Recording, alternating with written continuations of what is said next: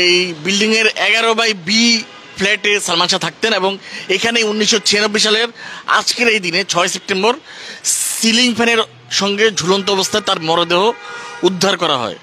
এইটুকু আমরা সংবাদপত্রে দেখেছি, কিন্তু তার এই মৃত্যু নিয়ে অনেক রহস্য আছে এবং ভক্তদের মধ্যে এই ধোঁয়াশাটা আরও বেশি করে বিরাজমান।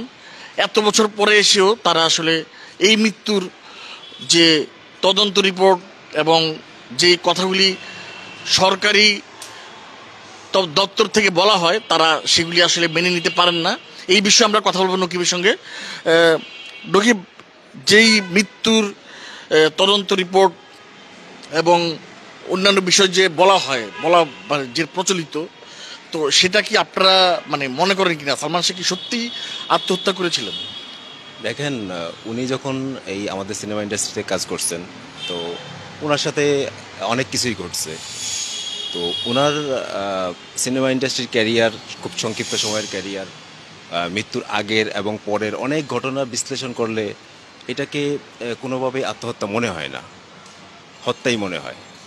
তো এখন বিষয় হচ্ছে যে এই যে কিছুক্ষণ আগে যে আপনি বললেন যে ওনার ডেড বডি সিলিং ফ্যানের সাথে ঝুলন্ত ছিল, তো যেই সিলিং ফ্যানের সাথে ওনার ডেড বডিটা ঝুলন্ত অবস্থায় পাওয়া গেছে, সেই সিলিং ফ্যান কিন্তু আলামত হিসেবে জব্দ করা হয়নি।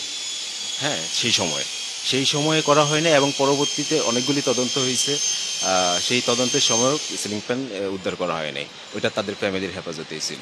পরবর্তীতে যখন পিবিআই তদন্ত করা শুরু করে, তারপরে তারা যখন আমি এই বিষয় নিয়ে লেখালেখি করছিলাম, পরবর্তীতে তারা এই সিলিং ফ্যানটা তাদের আলামত হিসেবে জব্দ করে। তো এরকম অনেক ছোটোখাটো বিষয় আছে তদন্ত করার সময় যেটা গাফিলতি হিসাবে দেখা যায়। আর সর্বশেষ পিবিআই যে রিপোর্টটা দিচ্ছে, তদন্ত রিপোর্ট, তো তারা আসলে মহামান্য আদালত যখন এটা পুনরায় তদন্ত করার জন্য তাদেরকে অর্ডার দিছে, তো তারা পুনরায় তদন্ত করছেন। অনেক সময় সাপেক্ষ ব্যাপার ছিল, যেহেতু এত অনেক আগের বিষয় একটা। তো তদন্ত করার পর তারা যেটা করলেন যে তদন্ত রিপোর্ট মহামান্য আদালতে দাখিল করার আগে তারা একটা সংবাদ সম্মেলন করেন। সংবাদ সম্মেলনের আয়োজন করে সেখানে তারা পুরো তদন্তের বিষয়টা সেখানে উল্লেখ করেন এবং উপস্থাপন করেন দেশবাসীর সামনে, সাংবাদিকদের সামনে। তো এটা কি কোনো তদন্তকারী সংস্থা তারা পারে যে মহামান্য আদালতের কাছে রিপোর্ট দাখিল করার আগে তারা জনসম্মুখে সেটা প্রচার করলো বা প্রকাশ করলো? আমার মনে হয় পারে না, আমি যতদূর জানি আর কি।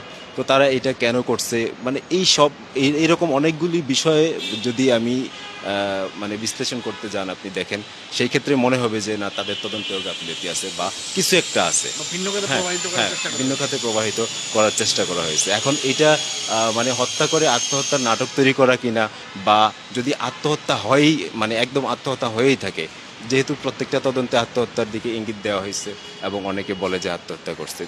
তো একটা মানুষ যদি আত্মহত্যা করে, সেই আত্মহত্যার নেপথ্যে তো অনেক কারণ থাকে। কারণ উনি অনেকগুলি সিনেমার সাইনিং করা ছিল, অনেকগুলি সিনেমার ওনার শুটিং রানিং ছিল, ডে নাইট কয়েক শিফটে উনি কাজ করতেন। এত ব্যস্ত একজন মানুষ আত্মহত্যা করছে, এটা বিশ্বাস হয় না। আর সবচেয়ে বড় বিষয়, কোটি কোটি টাকা ওনার উপর লগ্নি ছিল, উনি অনেকগুলি নতুন সিনেমায় সাইনিং করছিলেন। তো যেই মানুষটা ভবিষ্যৎ প্ল্যানিং করেন যে কার কার সাথে সিনেমা করবেন, কোন কোন সিনেমায় কাজ করবেন, কিভাবে কি করবেন, এসব নিয়ে প্রত্যেক রাতেই বসেন এবং বিভিন্ন প্রডিউসারের সাথে বা ডিরেক্টরের সাথে বসেন।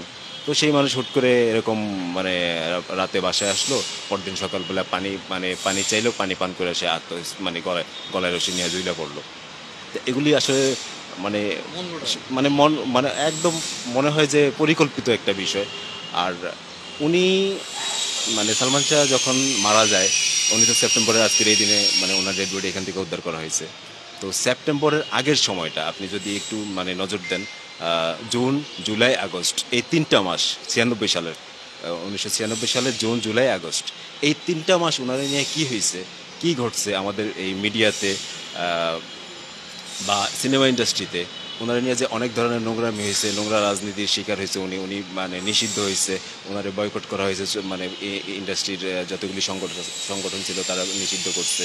তো সব কিছু মিলে এত ব্যস্ত একজন মানুষ, যারে বলা হয়েছে যে আপনি 2 সপ্তাহ কোনো কাজ শুটিং করতে পারবেন না, দেশের বাইরে যেতে পারবেন না, এরকম একটা বাইন্ডিং দিয়ে দেওয়া হয়েছে। তো একটা মানুষ যে এতগুলি সিনেমায় অভিনয় করতেছে, তার কাজের ব্যস্ততা দম ফেলার ফুসরত নাই, সেই মানুষটার এরকম হঠাৎ করে তুচ্ছ কারণে যেটা মানে একদম তুচ্ছ কারণে তারা ইয়ে করছে, নিষিদ্ধ করা হয়েছে শিল্পী সমিতি থেকে। তো এরকম ঘটনাগুলি যদি আপনি বিশ্লেষণ করতে যান, আরেকটা বিষয় আমি যোগ করি, ওনার উপরে কিন্তু কয়েকবার হামলা হয়েছে, অ্যাটাক হয়েছে। একটা প্রথমত যেটা হয়েছে তেজতুরি বাজারে একটা প্যাকেজ নাটকের শুটিংয়ে, ওইখানে ওনার উপরে অ্যাটাক করা হয়েছে। তো যারা অ্যাটাক করছে তাদেরকে গ্রেপ্তার করছিল, পরবর্তীতে তারা মানে ছাড়া পাইছে। যাই হোক, ওই একটা ঘটনা। তারপরে ধানমন্ডি আবাহনী ক্লাবের আবাহনী মাঠের এইখানে ওনারে ফোন করা হয়েছে, ফোন করে নানা ধরনের কথা বলা হয়তো, উত্ত্যক্ত করা হয়তো, গালিগালাজ করা হয়তো। তো পরবর্তীতে ওনারা এইভাবে বাসা থেকে বাইর করে আনছে, বাসা থেকে বাইর করে আই না কয়েকজন ওনার উপর অতর্কিত হামলা করছে আবাহনী মাঠের পাশের গলিতে। তো হামলা করছে, ওই হামলা ঠেকাই দিকে ওনার কিন্তু হাত কেটে গেছে। ওরা যখন ছুরি মারছিল তখন হাত দিয়ে ঠেকাই দিকে হাত কেটে গেছে। তো এরকম ঘটনা আছে। তারপরে চট্টগ্রামে উনি যখন ওনার স্ত্রীকে আনতে যান, স্বামীরা ওইখানে চলে যায়, ওনারে আনতে যান, ওইখানে কিন্তু উনি অ্যাটাক হয়েছে। তো এরকম যে ঘটনাগুলি, উনি ওনার নিরাপত্তার জন্য উনি একটা সময় এসে উনি পিস্তল কিনে, এবং সেটা মানে লাইসেন্স করা পিস্তল, এবং সেটা তার সাথে রাখে। উনি বডিগার্ড নিয়োগ দেয় নিজের জন্য। তো একটা মানুষ যদি এত কিছু মানে সর্বশেষ ওনার যে ইয়েটা উনি একটা সংবাদ সম্মেলন করছিল মিকাডো চাইনিজ সেন্টারে। মিকাডোর এখন যেই ভবনটা এখানে না, এটা তখন আরেকটা ভবনে ছিল। তো ওইখানে উনি সর্বশেষ যে সংবাদ সম্মেলন করেন শাবনূর সংক্রান্ত ইস্যু বা অন্যান্য সব কিছু মিলে, তখন উনি কিন্তু ওনার জীবনের নিরাপত্তা নিয়ে কথা বলছিলেন, যে ওনার হত্যা করা হতে পারে, এরকম বিষয় নিয়ে উনি ইঙ্গিত দিছিলেন। তো এইসব বিষয়গুলি কিন্তু কেউ আমলে নেয় না। বা ওই সময় যারা সিনেমা ইন্ডাস্ট্রিতে সিনিয়র যারা ছিল সবাই কিন্তু জানে কোথায় কি হয়েছে না হয়েছে, বা সালমান শাহর ফ্যামিলি অনেক কিছু জানে, সামিরা অনেক কিছু জানে, বা সালমান শাহ সহকর্মী যারা বা তার সাথে যারা ছিল, আর সালমান শাহ সহকারী যে আবুল, উনি A to Z সব জানে। আবুল যখন থেকে সালমান শাহর সাথে ছিল, সালমান শাহ সব কিছু সে জানে। তো এখন আবুল বা এই ফ্ল্যাটে যেদিন ওনার ডেড বডি উদ্ধার করা হয়েছে, তো সেদিন এই ফ্ল্যাটে যারা উপস্থিত ছিল তারা তো ওই ঘটনা তো একটা ফ্ল্যাটে যেই মানুষগুলি উপস্থিত থাকে, আমি যদি এখানে কোনো একটা অঘটন ঘটাই অন্যান্যরা টের পাবে না? তো ওনারা অবশ্যই টের পাইছে। এখন ওনারা সত্য বলতেছে কিনা বা ওনারা যা বলতেছে সেটা মিথ্যা কিনা, এটা যাচাই করবে কে? হ্যাঁ, কারণ তো তারা একই রকম কথা বলছে সব সময়, যে মানে যা মানে তারা সব সময় বলে আসছে। এখনও আপনি যদি তাদেরকে জিজ্ঞাসা করেন তারা সেভাবেই বলে। কিন্তু ঘটনার নেপথ্যে আরও অনেক কিছু তো ঘটতে পারে। তারপরে উনি যখন আনন্দমেলার সাথে ওনার যে ক্যাচাল হয়, আনন্দমেলার সাইনিং করা যে 4টা সিনেমা, এর মধ্যে সে যখন কিয়ামত থেকে কিয়ামত রিলিজ হওয়ার পরে বাকি 3টা যখন করবে না বলল, তখন তো তাদের সাথেও ক্যাচাল হয়। তারাও অনেক মানে নোংরামি করছে তার নিয়ে, বিভিন্ন ধরনের বানোয়াট নিউজ করাইছে। এবং ওই বয়কটের নেপথ্যের কারণগুলিও কিন্তু এই মানে সুকুমার রঞ্জন ঘোষের সাথে তার ক্যাচাল, বা অন্যান্য যারা ছিল তাদের সাথে ক্যাচাল, সব কিছু মিলে মানে এমন একটা পরিস্থিতি তৈরি হয়েছে তখন, মানে সব কিছু মানে যদি আপনি বিশ্লেষণ করতে যান, এটাকে কখনোই আত্মহত্যা মনে হবে না। আর আত্মহত্যা যদি হয়, তাইলে আপনি এই আত্মহত্যার নেপথ্যে কিন্তু অনেক কারণ আছে। সেই কারণের মধ্যে অন্যতম এই সার্বিক পরিস্থিতি, যে এতক্ষণে যা বললাম। তো এইগুলি যদি আপনি আমলে না নেন, একটা মানুষকে আত্মহত্যার পথে ঠেলে দেওয়া বা আত্মহত্যা করতে বাধ্য করা, প্ররোচিত কিনা আত্মহত্যা, তো এইগুলি কি কখনো খতিয়ে দেখছে? কারণ যেই মানুষটার উপরে কোটি কোটি টাকা লগ্নি ছিল, তো সেই লগ্নিকৃত টাকা যারা লগ্নি করছে তাদেরও তো ক্ষতি হয়েছে। সালমান শাহ ফ্যামিলি মানে সালমান শাহ মারা যাওয়াতে তার ফ্যামিলির যেরকম ক্ষতি হয়েছে, আমাদের সিনেমা ইন্ডাস্ট্রির ক্ষতি হয়েছে, এবং যারা তার উপরে লগ্নি করছে তাদেরও ক্ষতি হয়েছে। তো এই বিষয়গুলি কিন্তু কেউ ওইভাবে আলোচনায় আনে নাই, আমলে নেয় নাই, তদন্তকারী সংস্থাও না, বা সার্বিক মানে পরিস্থিতি মিলে অন্যান্য যারা ছিল এই সংশ্লিষ্ট কেউ না। এইগুলি আসলে সিনেমা ইন্ডাস্ট্রির সংশ্লিষ্টরা খুব ভালো ভালো বলতে পারবেন, কিন্তু তারা কখনোই বলে না। মানে তারা সবসময় দেখছি মানে সালমান শাহ ইস্যু আসলে তারা মানে এই ধরনের ইস্যুগুলি এড়িয়ে যায়, যেটা বলে স্মরণ করে, বিভিন্ন ধরনের কথা বলে, কেউ মানে তার ভালো দিকগুলি বলে, কেউ সমালোচনা করে, এক একজন এক এক রকম বলে। তো বিষয় হচ্ছে, আপনি যদি এফডিসির যারা কর্মকর্তা কর্মচারী ওইখানে যারা আছে তাদের কাছে সালমান শাহ সম্পর্কে জানতে যান, দেখবেন তার একটা মানে রূপ তাদের কাছে। তিনি মানুষকে হেল্প করতেন, খোঁজ খবর নিতেন।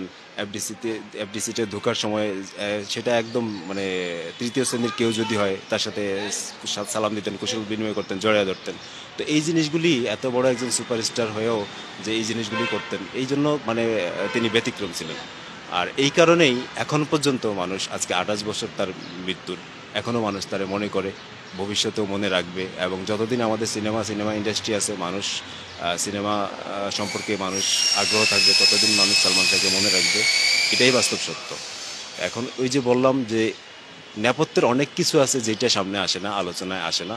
সবাই ওই স্মরণ পর্যন্তই, শোকসভা পর্যন্তই, এই পর্যন্তই শেষ, কিন্তু আসল বিষয়ে কেউ ওইভাবে বলে না। হ্যাঁ, আপনার যদি এখন মনে হয় যে হ্যাঁ এটা আত্মহত্যা, তো আত্মহত্যার নেপথ্যের কারণগুলি কি সেটা নিয়ে কেন কথা বলে না কেউ? একটা মানুষ, এত জনপ্রিয় একটা মানুষ আত্মহত্যা করছে, সেটার কারণ আছে না? তো কারণগুলি নিয়ে তো কোনো আলোচনা হয় না, অথচ বারবার বলা হয় আত্মহত্যা।